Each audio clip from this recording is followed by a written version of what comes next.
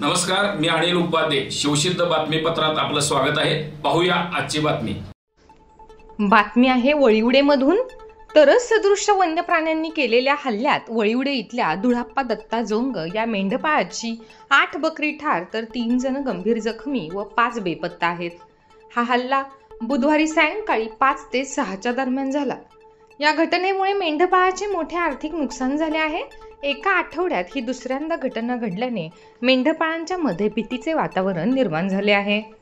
याबाबत अधिक माहिती अशी की करवीर तालुक्यातील वळिवडे इथल्या गुंडा शेळके, शामराव शेळके, तानाजी शेळके, अशोक शेळके, धुळाजोंग, बबन कांडगावे या मेंढपाळांचा 600 मेंढ्यांचा कळप शेतकरी महादेव नलवडे यांच्या गट नंबर 55-1 मधील माने कर्लाकर नावाच्या शेतामध्ये आठवडाभरापासून खतासाठी बसवल्या होत्या. बुधवार दिनांक 30 रोजी सायंकाळी 5 ते 6 वाजण्याच्या दरम्यान तरस सदृश्य वन्य प्राण्यांनी मेंढराच्या तळावरती हल्ला करून तारेच्या कुंपणात ठेवलेली 8 मेंढ्यांची कोकरे मृत्यू, 3 गंभीर जखमी तर 5 कोकरे बेपत्ता झालेले आहेत. हल्ल्याची घटना मेंढपाळ धुळाप्पा जोंग यांनी यशवंत क्रांती संघटनेचे जिल्हा कोल्हापूर जिल्हा सरचिटणीस राम कोळेकर यांच्या मार्फत यशवंत क्रांती संघटनेचे संस्थापक अध्यक्ष संजय वाघमोडे यांना कळवले.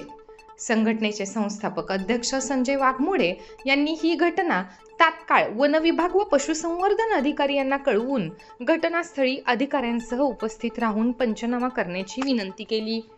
वनपाल शैलेश शेवडे, वनरक्षक ओंकार भोसले, वनसेवक गजानन मगदूम व वनसेवक कुलदीप मगदूम यांनी घटनास्थळी उपस्थित राहून पंचनामा केला.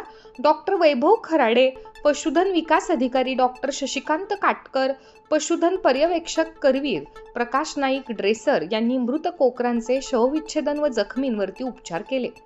यावेळी पोलीस पाटील रवींद्र कांबळे, संजय वाघमोडे, राम कोळेकर, अशोक शेळके, धुळाजोंग, गणेश कोळेकर, किरण शेळके, बबन कांडगावे, शामराव शेळके, तानाजी शेळके, दिलीप शेळके, कुमार शेळके, संतोष शेळके, संजय शेळके, कृष्णात शेळके इत्यादी करवीर तालुक्यातील पदाधिकारी मेंढपाळ घटनास्थळी उपस्थित होते. नमस्कार, मी संजय वाघमोडे, संस्थापक अध्यक्ष यशवंत क्रांती संघटना महाराष्ट्र राज्य.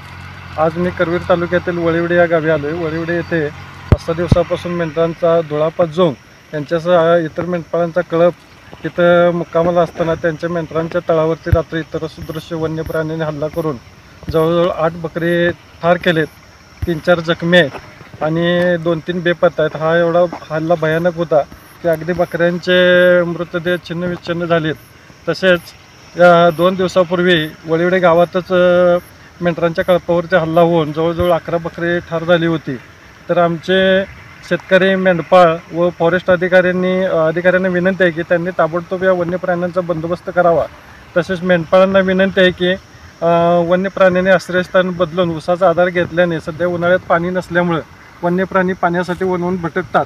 अशा वेळी आपण आपल्या मेंढरांच्या कळपाजवळ 24 तास थांबून आपल्याला जरी नुकसान भरपाई मिळत असली तर मिळणारी नुकसान भरपाई नगण्य असून होणारे नुकसान हे भरपूर मोठ्या प्रमाणात असतं. तरी आपण सुद्धा आपल्या आपल्या हे पशुपालकांनी आपल्या पाळीव शेळ्या मेंढ्यांची तसेच जनावरांची काळजी घ्यावी ही आमची सर्वांना विनंती व जाहीर आव्हान.